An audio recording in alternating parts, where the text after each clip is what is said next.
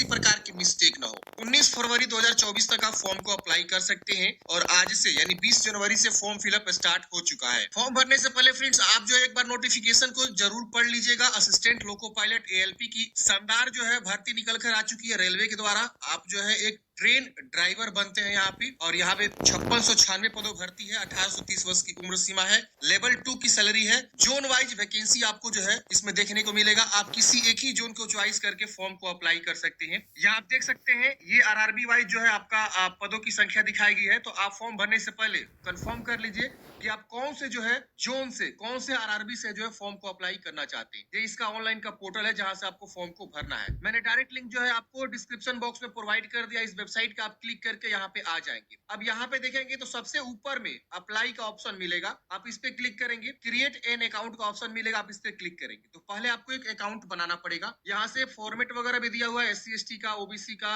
Income certificate का, ये सब फॉर्मेट है तो आप देख लेंगे। इसके अलावा यहाँ पे इंपोर्टेंट डेट वगैरह भी दिया हुआ है। अब चलिए फाइनली समझते हैं कि कैसे आपको फॉर्म को अप्लाई करना है स्टेप बाय स्टेप। वीडियो को फ्रेंड्स आप लास्ट तक देखिएगा और वीडियो अच्छा लगे तो प्लीज एक लाइक कर दीजिएगा ताकि हमारा इसी तरह से मनोबल बढ़ा रहे और भी इस तरह का वीडियो लाने के लिए। चलिए अप्लाई पे क्लिक करेंगे, क्रिएट एन अकाउंट पे क्लिक करेंगे। यहाँ पे इंस्ट्रक्शन खुलेगा, आप इंस्ट्रक्शन को पढ़ना चाहते हैं तो पढ़ लीजिएगा। यहाँ नीचे आ जाना है। यहाँ आने के बाद से आपको यहाँ डिक्लेयर करना है, प्रोसीड करना है। प्रोसीड करते ही पूछ रहा है कि are you currently divided by any RRB या RRC। क्या आपको कभी जो है किसी RRB या RRC के द्वारा जो है डिवाइडेड मतलब निष्कासित किया गया है। आप यहाँ पे यस नो में अपना बता देंगे। तो ये नो रखिएगा, सबको लिए नो है। यहाँ पूछ रहा है कि have you undergo LASIK surgery या any surgical procedure to correct refraction error. आपको कोई जो है लसिक सर्जरी हुआ है या आप जो है सर्जिकल प्रोसीजर के थ्रू जो है करेक्ट किए हैं तो आप यहाँ पे अपने अकॉर्डिंग यस नो में बता देंगे। तो ये उनके लिए है जो इस प्रकार से कोई सर्जरी वगैरह कराए हुए हैं। अब यहाँ पूछ रहा है friends, are you a person with benchmark disability. अगर आप विकलांग है तो हाँ करेंगे। तो विकलांग कैंडिडेट्स यहाँ पे एलिजिबल ही नहीं है, समझ रहे ना। तो यहाँ पे आपको नो करना है। तो यहाँ पे सब कोई नो ही करेगा। विकलांग पर्सन कोई है तो वो फॉर्म नहीं भर सकता है। यहाँ नेशनलिटी बताना है। यहाँ पे अपना फुल नेम लिखना है। जिस तरह से मैट्रिक के मार्कशीट पे या सर्टिफिकेट पे आपका नाम है अच्छे से कैपिटल लेटर में यहाँ पे लिखना है। दोबारा से नाम को यहाँ पे लिख देना है, रीटाइप। फिर आप पूछ रहा है कि क्या आपने अपना नाम चेंज किया। चेंज किया तो हाँ करेंगे और यहाँ पे एग्री करेंगे। नहीं चेंज किया तो नो करेंगे। तो ये पूछ रहा है कि आपने कभी अपना नाम चेंज किया है। यहाँ डेट ऑफ बर्थ की चॉइस करनी है कि आपका डेट ऑफ बर्थ क्या है। यहाँ कैलेंडर से अपना डेट ऑफ बर्थ की चॉइस कर लेंगे और यहाँ रीटाइप डेट ऑफ बर्थ दोबारा से जो है लिख देंगे। हर चीज को दो बार लिखवाया जा रहा है ताकि आपसे गलती ना हो। यहाँ जेंडर बताना है। आप यहाँ दोबारा रीजेंडर यहाँ बता देंगे और यहाँ पे फादर्स नेम दोबारा retype father's name, mother's name दोबारा रीटाइप मदर्स नेम। यहाँ आपको आधार कार्ड का नंबर लिखना है और वेरीफाई यूजिंग आधार। आप इस पे क्लिक करके अपना आधार कार्ड को वेरीफाई कर लेंगे। अगर आपके पास आधार कार्ड नहीं है तो I don't have Aadhaar card इस पे क्लिक करेंगे और यहाँ पे I don't have Aadhaar card इस पे क्लिक करेंगे। तो इस तरह से आपका आधार कार्ड नहीं मांगेगा। दूसरा कोई ID प्रूफ आपसे मांगा जाएगा जैसे कि DL, passport, PAN, voter ID card या एम्प्लॉय ID या स्कूल या कॉलेज का जो है ID जो होता है वो। एक्स सर्विसमैन का डिटेल्स, आप एक्स सर्विसमैन है तो हाँ करेंगे और उसकी जानकारी यहाँ पे देंगे। नहीं है तो आप इसे नो कर दीजिएगा, डिसेबल मिलेगा। ये पूछ रहा है इकोनॉमिकली बैकवर्ड क्लास से आते हैं जिनकी फैमिली इनकम 60,000 से कम है ईयरली, वो EBC का यहाँ पे क्लेम कर सकता है जो नोटिफिकेशन में लिखा हुआ है। मैं अपने तरफ से नहीं बोल रहा हूँ, ये नोटिफिकेशन में लिखा हुआ है। तो अगर आप हैं इस तरह के कैंडिडेट्स तो यस करके अपना जो है यहाँ पे जानकारी दे सकते हैं और आप फ्री ट्रेवल का कंसेशनल फी ले सकते हैं। नहीं तो आप इसे नो कर सकते हैं। अगर आप EBC किनको रखा गया जिनकी फैमिली इनकम 60,000 से कम है। ध्यान दीजिएगा 60,000 से कम। अब ये पूछ रहा है कि details of serving railway applicant, are you an employee of Indian railway. आप इंडियन रेलवे ऑलरेडी एम्प्लॉय है जैसे ग्रुप C का या ग्रुप D का तो हाँ करेंगे। और क्या आप अभी वर्क कर रहे हैं तो यस करेंगे और अपने बारे में यहाँ पे बताएंगे। नहीं है तो आप इसे नो करेंगे, सारा डिसेबल हो जाएगा। करंट एम्प्लॉयमेंट डिटेल्स, आप जो है अभी करेंटली किसी डिपार्टमेंट में या किसी ऑर्गेनाइजेशन में काम कर रहे हैं। अगर आप काम कर रहे हैं जैसे सेंट्रल में, स्टेट गवर्नमेंट में या PSU में तो बता सकते हैं। नहीं तो नॉट अप्लीकेबल यहाँ पे कर दीजिएगा। यहाँ पूछ रहा है are you a course completed act apprenticeship. आपने जो है अप्रेंटिसशिप कंप्लीट किया हुआ है तो आप यहाँ पे यस करेंगे और यहाँ ट्रेड बताएंगे किस ट्रेड से आपने अप्रेंटिसशिप किया हुआ है। तो जो भी कैंडिडेट्स अप्रेंटिसशिप के बेस पे फॉर्म भरना चाहते हैं वो यहाँ यस करके और अपना जो है अप्रेंटिसशिप की जानकारी यहाँ पे बता देंगे कि आपका ट्रेनिंग कब से कब तक हुआ। इसमें से किसी भी ट्रेड से आप किए हुए हैं तो आप फॉर्म को भर सकते हैं। और ट्रेनिंग कब तक हुआ था, और duration of training, certificate number और सर्टिफिकेट डेट यहाँ पे आपको बता देना। अगर आप अप्रेंटिसशिप नहीं किए हैं तो आप यहाँ पे नो कर देंगे, डिसेबल हो जाएगा। यहाँ पे आपको जो है पैसे रिफंड के लिए आपसे अकाउंट नंबर मांगा जा रहा है, तो जो भी कैंडिडेट्स फॉर्म भरेंगे उन सबको अपना अकाउंट नंबर देना होगा। अगर आप यहाँ अकाउंट नंबर नहीं देंगे तो आपके पैसे रिफंड नहीं आएंगे। तो अकाउंट सही सही देना होगा, आपको अपना ही अकाउंट देना होगा। तो अकाउंट का होल्डर नेम, अपना नाम लिखिएगा, अकाउंट नंबर लिखना है, दोबारा अकाउंट नंबर को कंफर्म करना है, आईएफएससी कोड लिखना है और कंफर्म करना है। उसके बाद से यहाँ पे आपको सेव करके नेक्स्ट कर देना है। सेव नेक्स्ट करते हैं। अगले स्टेप में यहाँ पे आपको जो है एसेंशियल क्वालिफिकेशन की जानकारी शो हो जाएगी कि आपका जो है एसेंशियल क्वालिफिकेशन क्या है असिस्टेंट लोको पायलट का फॉर्म भरने के लिए। तो इसमें से तीनों में से कोई क्वालिफिकेशन आप फुलफिल कर रहे हैं तो आप फॉर्म को अप्लाई कर सकते हैं। अब यहाँ पे नीचे आएंगे तो यहाँ पूछ रहा है कि पहले आप मैट्रिक की जानकारी को ऐड करिए। तो यहाँ पे पूछ रहा है कि मैट्रिक आप कौन से जो है राज्य से पास किए हैं, यहाँ पे राज्य चूज करेंगे, डिस्ट्रिक्ट बताएंगे कौन से डिस्ट्रिक्ट से आप मैट्रिक पास किए हैं। फिर यहाँ बोर्ड का नाम आपको लिखना होगा, जो भी आपका बोर्ड का नाम है यहाँ पे अपना जो है बोर्ड का नाम लिख देंगे। डेट ऑफ पासिंग,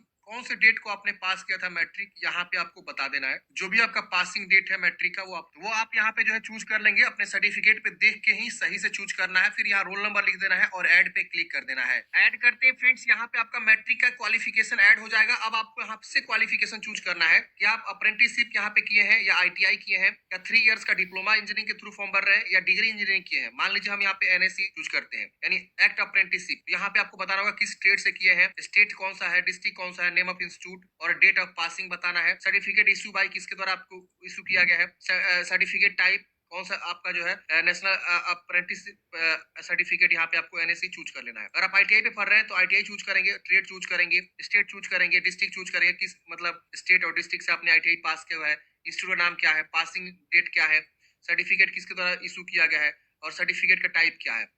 अगर आप मान लीजिए 3 इयर्स डिप्लोमा भर रहे हैं तो इसको आप चूज करेंगे। तो उसके अकॉर्डिंग यहाँ पे आएगा कि आप इसमें से किसी भी मतलब जो है डिसिप्लिन में 3 इयर्स का डिप्लोमा किया हुआ है इंजीनियरिंग तो आप चुनाव करेंगे, राज्य चूज करेंगे, डिस्ट्रिक्ट चूज करेंगे और नेम ऑफ पॉलिटेक्निक या इंस्टीट्यूट का नाम, कौन से इंस्टीट्यूट से आपने पढ़ाई किया हुआ है 3 इयर्स का डिप्लोमा वो बताएंगे और पासिंग ईयर आपको यहाँ पे डेट बता देना है। अगर आप यहाँ पे 3 इयर्स इंजीनियरिंग में भर रहे हैं तो इसको आप चुनाव करेंगे। डिसिप्लिन आप देखेंगे तो ऑटोमोबाइल्स, इलेक्ट्रिकल, इलेक्ट्रॉनिक्स और मैकेनिकल, इसमें से किसी भी डिसिप्लिन में आपने जो है बीटेक किया हुआ है, इंजीनियरिंग किया हुआ है, आप इसे चुनाव कर सकते हैं। और यहाँ पे आप राज्य, डिस्ट्रिक्ट, किस राज्य और डिस्ट्रिक्ट से आपने पास आउट किया हुआ है इंजीनियरिंग डिग्री और यहाँ पे कॉलेज का नाम और यहाँ पे पासिंग डेट। तो इस तरह से आप जिस भी मतलब एसेंशियल क्वालिफिकेशन फॉर्म भरना चाहते हैं उसका आप चुनाव करके और यहाँ ऐड कर दीजिएगा। ऐड करने के बाद से आपको यहाँ पे नेक्स्ट कर देना है। अगले स्टेप में आपको यहाँ पे फोटोग्राफ अपलोड करना है, यहाँ पे आपको सिग्नेचर अपलोड करना है। तो फोटोग्राफ का जो सैंपल है यहाँ पे तो दिया है, आप देखेंगे इस तरह का फोटोग्राफ आपको जो है ये जो ग्रीन टिक है आपका ये वाला चलेगा। इस तरह का फोटोग्राफ आपको नहीं लगाना है, इस तरह का लगाएंगे तो फॉर्म रिजेक्ट हो जाएगा। देखिए ऊपर में जो रेड क्रॉस लगा हुआ है, तो इस तरह का सैंपल है। आपको व्हाइट बैकग्राउंड में बोला गया। मैं आपको नोटिफिकेशन दिखाना चाहूंगा। ये देखिए नोटिफिकेशन में 13 नंबर पेज पे लिखा हुआ है कि आपका कलर पासपोर्ट साइज फोटोग्राफ आपको अपलोड करना है। व्हाइट बैकग्राउंड यहाँ देखिए लिखा हुआ है। 30 से 70 केबी के बीच आपका फोटोग्राफ यहाँ पे होना चाहिए और जो भी आप फोटोग्राफ यहाँ पे अपलोड करेंगे उसका 12 कॉपी फोटोग्राफ, सेम फोटोग्राफ आपको जो है अपने पास रखना है फ्यूचर यूज के लिए। यहाँ पे देखिए साफ साफ ये चीज लिखा हुआ है मैंडेटरी स्कैन डॉक्यूमेंट्स में, देख रहे ना। तो ये आपको बहुत ज्यादा जरूरी है।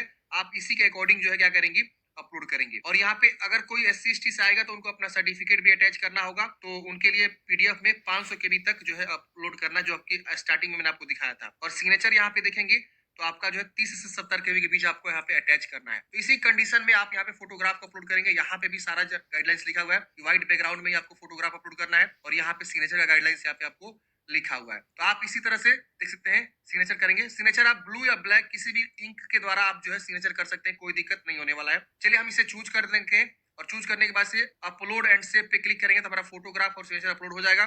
फिर यहाँ पे हम नेक्स्ट कर देंगे। सेव नेक्स्ट करते हैं। यहाँ पे आपको जो है आएगा कि आप अपना ट्रेड चूज करिए पार्ट बी एग्जाम के लिए। तो जिस ट्रेड से आपने ITI किया हुआ है, डिप्लोमा किया हुआ है, उसी ट्रेड का एग्जाम होगा तो आपका यहाँ पे शो करेगा, आप इसे चूज कर लेंगे। अब यहाँ पे आपका RRB शो हो रहा है। अगर आप अभी भी चाह रहे हैं RRB जोन अपना चेंज करने के लिए तो यहाँ पे क्लिक करके चेंज कर सकते हैं, नहीं तो आपको यहाँ पे जो है डिक्लेयर करना है। तो यहाँ पे आपको जो है अगर नहीं चेंज करना है तो आप ऐसे ही रहने दीजिएगा और यहाँ पे आपको यहाँ डिक्लेयर करना है और यहाँ पे आपको जो है इसको टिक कर देना है और यहाँ पे अपना प्लेस यानी अपना गाँव का नाम लिख देना है या शहर का नाम लिख सकते हैं, जो भी आपका है।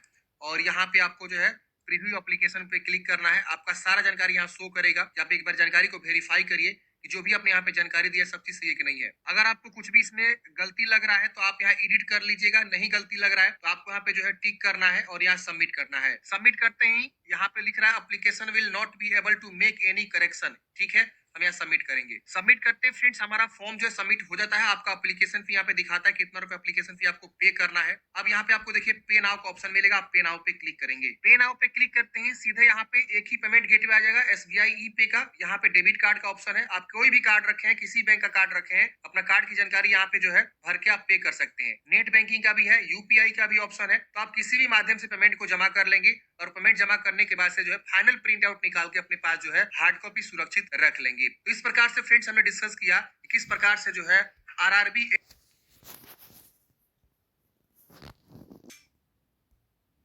चूज की। तो DL का डॉक्यूमेंट्स नंबर, जो DL नंबर होता है वो लिख दीजिएगा। इशूइंग अथॉरिटी किस सर्कल के द्वारा इशू हुआ, प्लेस ऑफ इशू आप बता देंगे और इशू और डेट ऑफ इशू यहाँ पे बता देना है। प्लेस ऑफ इशू मतलब कहाँ से आपने जो है DL बनवाया हुआ, ये आपसे पूछ रहा है। तो आप अगर आधार कार्ड नहीं देना चाहते तो पैन कार्ड भी दे सकते हैं, या और जो भी डॉक्यूमेंट्स देना चाहते हैं वो आप यहाँ पे दे सकते हैं। अब यहाँ पे आपके पास जो है कॉन्टेक्ट डिटेल्स मांग रहा है, तो अपना ईमेल एड्रेस लिखेंगे और यहाँ पे जनरेट ईमेल OTP पे क्लिक करेंगे तो आपके ईमेल को OTP जाएगा। OTP को यहाँ पे वेरीफाई कर लेना है। फिर मोबाइल नंबर को लिखेंगे, जनरेट मोबाइल OTP पे क्लिक करेंगे, आपको मोबाइल नंबर पर OTP जाएगा, OTP को यहाँ पे वेरीफाई कर लेना है। फिर यहाँ पे क्रिएट योर अकाउंट, यहाँ पे अपना एक पासवर्ड बनाना है। पासवर्ड का कॉम्बिनेशन जो है कैपिटल लेटर, स्मॉल लेटर और स्पेशल कैरेक्टर और नंबर जैसे चीजों को यूज करते हुए आप पासवर्ड बनाएंगे। मान लीजिए आपका नाम जो है राजू है, RAJU@123 ऐसे करके आप जो है पासवर्ड बनाएंगे, R कैपिटल कर दीजिएगा, आपका पासवर्ड बिल्कुल मैच कर जाएगा। तो आप अपने हिसाब से जो पासवर्ड चाहे वो बना सकते हैं, मैंने एग्जांपल के लिए बताया। फिर उसी पासवर्ड को यहाँ कंफर्म लिख देना है दोबारा से, फिर इस कैप्चा कोड को भरना है और यहाँ पे preview and create an account पे क्लिक करना है।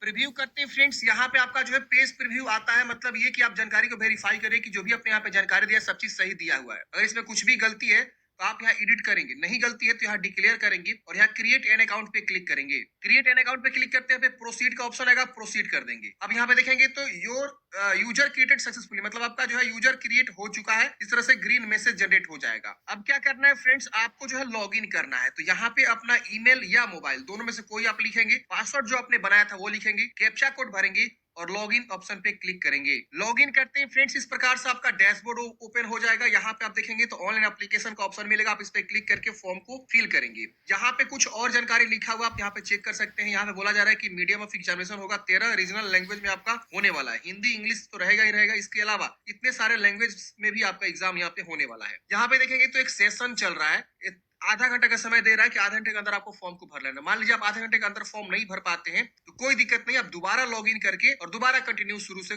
कर सकते हैं फॉर्म को। अब यहाँ पे देखिए ऑनलाइन एप्लीकेशन का ऑप्शन मिलेगा, आप इस पे क्लिक करेंगे। यहाँ पे इस प्रकार से पूछ रहा है कि आप किस RRB के लिए अप्लाई करना चाहते हैं। सबसे पहला यही क्वेश्चन है। तो मैंने आपको बताया फ्रेंड्स की फॉर्म भरने से पहले आप RRB को कंफर्म करेंगे कि आप कौन से RRB से फॉर्म भरना चाहते हैं। तो नोटिफिकेशन के पेज नंबर 18 पे जो है यहाँ पे दिया हुआ है RRB वाइज कितनी वैकेंसीज है।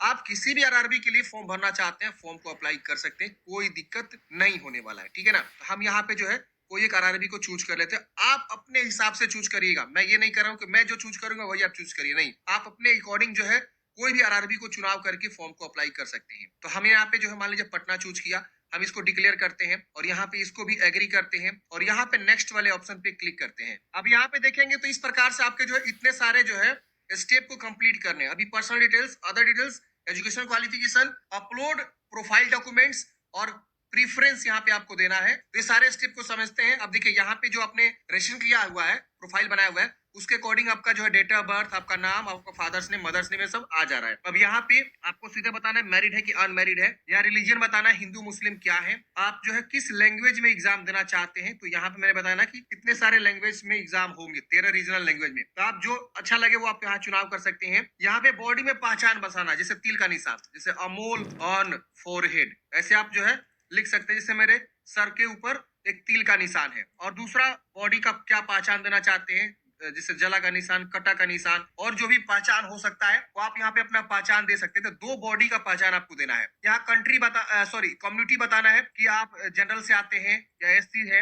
अगर आप SC रहेंगे तो इस प्रकार से आप देखेंगे तो आपको आ रहा है, आपको अंडरस्टूड कर लेना है। मतलब एक तरह से आपको अपना जाति सर्टिफिकेट देना होगा। जैसे SC को यहाँ पे अपना कैटेगरी सर्टिफिकेट नंबर देना होगा, किसके द्वारा आपने जो है वो सर्टिफिकेट बनवाया हुआ है। यहाँ पे वो सारे ऑप्शंस देखने को मिल जाएंगे। ये जो भी आप सर्टिफिकेट देंगे ना फ्रेंड्स, सेंट्रल लेवल के द्वारा जो बनाया हुआ सर्टिफिकेट होता है वही आपको देना होगा। यहाँ देखिए रेवेन्यू ऑफिसर भी यहाँ पे ऑप्शन आ रहा है, जो बिहार के लोग हैं रेवेन्यू ऑफिसर यहाँ पे चूज कर सकते हैं। प्रेसिडेंसी मजिस्ट्रेट है, इसकी वजह से डिप्टी कलेक्टर डीएम है, कलेक्ट्रेट है, सिटी मजिस्ट्रेट है, जो शहर में रहता है वो सिटी मजिस्ट्रेट से बनता है। तो तमाम ऑप्शन है, तालुक मजिस्ट्रेट है, सब डिविजनल मजिस्ट्रेट है। तो इसमें से जो जिसके थ्रू भी आपने जाति बनवाया हुआ है, आप यहाँ पे जो है चुनाव कर सकते हैं अपना जो भी है। अब यहाँ पे इशूइंग स्टेट, किस राज्य से आपने इशू करवाया हुआ है और इशू डेट कब आपने जो है इशू करवाया हुआ है, और do you want to wish free travel pass. अगर आप जो है SC ST से फॉर्म भरेंगे ना तो आपसे पूछा जाएगा कि आप जो है ट्रेवल पास लेना चाहते हैं एग्जाम के लिए, तो आप यहाँ पे हाँ कर दीजिएगा।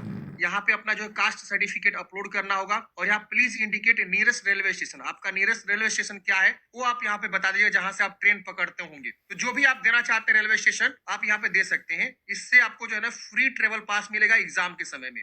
जब आपको एग्जाम होगा ना तो सरकार आपको जो है फ्री ट्रेवल पास देगी, आप वो ट्रेवल पास दिखा के कहीं भी एग्जाम देने जा सकते हैं। तो अपना कास्ट सर्टिफिकेट अटैच कर लीजिएगा। SC ST के केस में ये होगा, ठीक है ना, जो भी लोग यहाँ पे SC ST हैं। अगर हम OBC से आते हैं तो OBC के लिए यहाँ पे नॉन क्रीमिलियर सर्टिफिकेट आपको यहाँ पे देना होगा रिजर्वेशन के लिए। ये पूछेगा यहाँ पे do you come under OBC non creamy layer. अगर आप आते हैं OBC नॉन क्रीमिलियर में तो हाँ करेंगे और ये अंडरस्टैंड करेंगे। अपना क्रीमिलियर जो सर्टिफिकेट, नॉन क्रीमिलियर जो सर्टिफिकेट होता है वो आप यहाँ पे देंगे। इशूइंग अथॉरिटी यहाँ पे बताएंगे किसके द्वारा आपने बनाया हुआ है, और यहाँ पे जो है इशूइंग स्टेट किस राज्य से बनवाया हुआ है, और डेट ऑफ इशू किस दिन बनवाया हुआ है, ये आप यहाँ पे जो है बता देंगे। अब यहाँ पे पूछेंगे कि हम क्रीमिलियर नॉन क्रीमिलियर क्या होता है। देखिए जिनकी फैमिली इनकम 8 लाख से कम होती है वो नॉन क्रीमिलियर में आएगा, और वो यहाँ पे यस करके अपना जो है नॉन क्रीमिलियर का बेनिफिट्स ले सकता है। जिनकी फैमिली इनकम 8 लाख से ज्यादा है वो यहाँ पे नो करके, और यहाँ पे जो है वो नहीं, मतलब यहाँ पे सर्टिफिकेट मांगा जाएगा। तो ये सारे ऑप्शंस यहाँ पे होते हैं, आप अपने अकॉर्डिंग देख लीजिएगा ये आप क्या है। अगर EWS से आप आएंगे तो EWS का सर्टिफिकेट यहाँ पे देना होगा, इशूइंग अथॉरिटी, और कब आपने जो EWS सर्टिफिकेट बनवाया हुआ है। जो जनरल कैटेगरी से कट के 10% रिजर्वेशन मिलता है ना EWS के लिए, वो यहाँ पे मांग रहा है। तो आप अपना जाति यहाँ पे इस प्रकार से देंगे। यहाँ पे अपना पर्सनल एड्रेस यहाँ पे भरना है, पोस्टल एड्रेस। तो आपका प्रेजेंट एड्रेस क्या है, जैसे यहाँ राज्य पहले चूज करेंगे, फिर यहाँ डिस्ट्रिक्ट चूज करेंगे, फिर यहाँ पे जो है प्रॉपर एड्रेस लिखना है। जिस तरह से भी आपका एड्रेस है इसी बॉक्सा में अपना जो भी प्रॉपर एड्रेस है, विलेज, पोस्ट, थाना, जो भी है, पंचायत, ये अच्छे से लिख देंगे, और यहाँ सिटी का नाम लिख देंगे, यहाँ पिन कोड लिख देंगे। अब यहाँ परमानेंट एड्रेस मांग रहा है, अगर सेम है तो इसको टिक करेंगे, सेम सेम इधर वाला कॉपी हो जाएगा। तो अगर दोनों सेम है तो दोनों आप सेम सेम रख सकते हैं, अलग है तो अलग अलग भी आप लिख सकते हैं। फिर यहाँ पे आपको सेव करके नेक्स्ट कर